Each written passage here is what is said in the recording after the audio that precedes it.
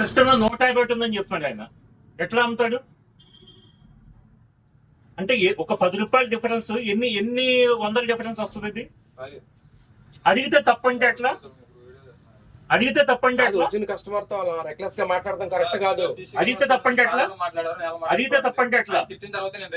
అడిగితే తప్పంటే ఎట్లా? ఎవరో నేను తెలుసు నీకు? ఇంకోటి కాదు, నేను ఎవరో తెలుసు వచ్చింది ఆయన. నేను ఎవరో తెలుసు నీకు? అప్పటికి చెప్పాను సార్. సార్ అమ్మాయికి అడిగితే ఆ సార్ వెనకాల ఉన్నారు కదా కళ్ళు. ఆ సార్ అడిగారు 140 ఉంది సార్. సార్ 150 ఉంది సిస్టమ్ అంటే మా బావగారు వాళ్ళు బయటకు వచ్చి ఏంటి తీసుకున్నారు సార్ చూడండి సార్. 141 ఉన్నది 150 ఎలా తీసుకుంటారు? నాకు మెడిసిన్ పికప్ చేసుకుంటాను నేను. నాకు దీని మీద ఎంఆర్పీ సిస్టమ్ ఎంఆర్పీ చెప్పు. నాకు నువ్వు ఈ మెడిసిన్ తీయండి బయటికి. రోహిత్ రా ఒకసారి మెడిసిన్ తీ బయటికి. ఏదో ఒకటి ఎంఆర్పీ తీయండి బయటికి. మొత్తం అంత ఇలాగ జరుగుతుంది ఇక్కడ. ఒక సిస్టమ్ ఒక దాంట్లో 10 రూపాయలు మనకి డిఫరెన్స్ కనిపిస్తా ఉంటే రోజు 100 మెడిసిన్స్ చేస్తారేంటి? ఎట్లా పెడతారు అసలు నాకు అర్థం కాదు. మీరు అడిగితే ఎవరో ఇంజిన్ ఏం చేస్తారంట?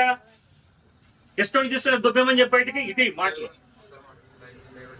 నేను మాట్లాడిన ఇప్పుడు రమ్మని చెప్పి ఎక్కడున్నాడు, రమ్మని చెప్పి ఎక్కడున్నాడు, రమ్మని చెప్పి ఎండాడు మర్యాదగా అతను నెంబర్ అయింది మాట్లాడుతా అంటే కనుక ఇష్టం కొనుక్కొని దుబ్బేమని చెప్పి బయటికి అని చెప్తున్నాడు. నీకు చెప్పాలంటే బొచ్చు పక్కనగా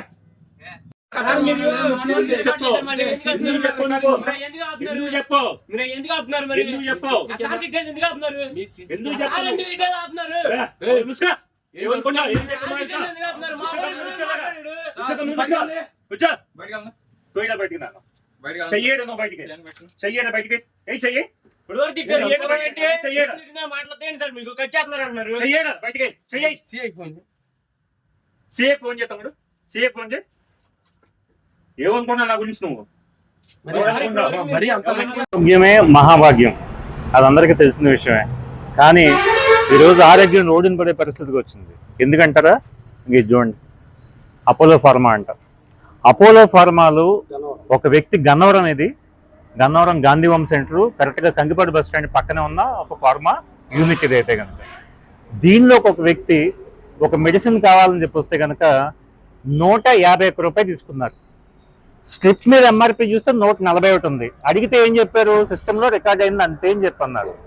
వాళ్ళకి తెలియదు అది ఏంటనేది. బయటకు వచ్చారు, అది మా బావగారు తీసుకుంది. నేను అడిగా ఎందుకు ఎక్కువ తీసుకున్నారని చెప్పి లోపల పోయి అడిగా. సిస్టంలో రికార్డ్ అయింది ఇంతేం చెప్పాడు. ఇంతే అంటే ఎట్లా చెప్పగలవు తమ్ముడు? నీ ఇన్ఛార్జిని అడిగంటే నీకు ఇష్టమైతే తీసుకో, లేకపోతే మెడిసిన్ పెట్టేసి పో అని చెప్పాడు. నేను బూతులు తిట్టా. ఎందుకు తిట్టకూడదు? కడుపు మంట కాబట్టి. నేను 10 రూపాయలు ఎఫోర్డ్ చేయగలను కాబట్టి మెడిసిన్ తీసుకుని ఇంటికి పోతున్నాయి. ఈరోజు ఇదే స్ట్రిప్ ఒక్క మెడిసిన్ సింగిల్ పీస్ కూడా ఎవరో కట్ చేయకుండా ఇచ్చే స్ట్రిప్ ఇది 141 కాదు 151 అని చెప్తే కనుక 5 రూపాయలు కూడా లేకపోతే కనుక మెడిసిన్ వదిలేసి మెడిసిన్ వేసుకోకుండా జనాలు ఏమవుతారనేది ఆలోచించండి ఒకసారి. ఫార్మా అని ఇప్పటికే దొంగ అని చెప్పి ముద్ర ఉంది.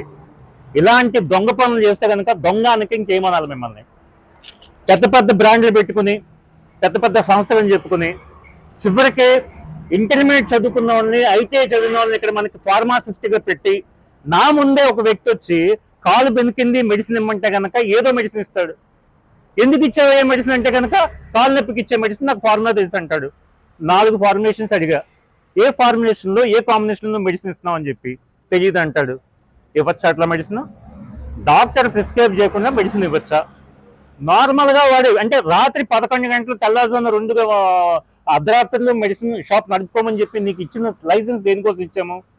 నువ్వు కరెక్ట్ మెడిసిన్ ఇస్తావు, కరెక్ట్ ప్రైస్కి ఇస్తావనే కదా. ఎదురుకుండా నిజాయితీకి ఇచ్చే మెడికల్ షాప్ ఏమో 9 గంటలకే మోగిస్తావు, ఇక్కడేమో 1 గంట దాకా ఉంచుతావు, ఇక్కడేమో దోపిడీ చేయిస్తున్నావు. ఇదేం పద్ధతి? అడగడానికి వస్తే ఏమో దౌర్జన్యం. నీ చేతనేం చెప్పుకోమంటాడు, మెడిసిన్ వదిలేసి వెళ్ళమంటాడు. ప్రాణం మీద వచ్చినప్పుడు మెడిసిన్ తీసుకుంటాము, అవసరం ఉంటేనే మెడిసిన్ తీసుకుంటాము. ఇదేమి కూల్ డ్రింక్ కాదు, లేకపోతే బిస్కెట్ ప్యాకెట్ చాక్లెట్ ప్యాకెట్ కాదు. అవసరం ఉంటే తీసుకుని లేకపోతే వెళ్ళిపోవడానికి కాముగా ఇంటికి. మెడిసిన్ వేసుకోకపోతే ఇబ్బంది అనుకున్నప్పుడు ఖచ్చితంగా 10 గంటలకు వచ్చేయమంటేనే అవసరం ఉన్నట్టు లెక్క ఇక్కడ.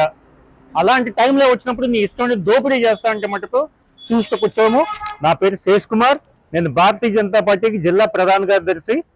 నేను పార్టీ మనిషిగా నేను మాట్లాడలేదు, సామాన్య వ్యక్తిగా, సమాజం మీద ఉన్న ప్రేమ గల వ్యక్తిగా ఈ క్వశ్చన్ వేస్తున్నాను. నేను అపోలో 100% దీనికి సమాధానం చెప్పాల్సిందే.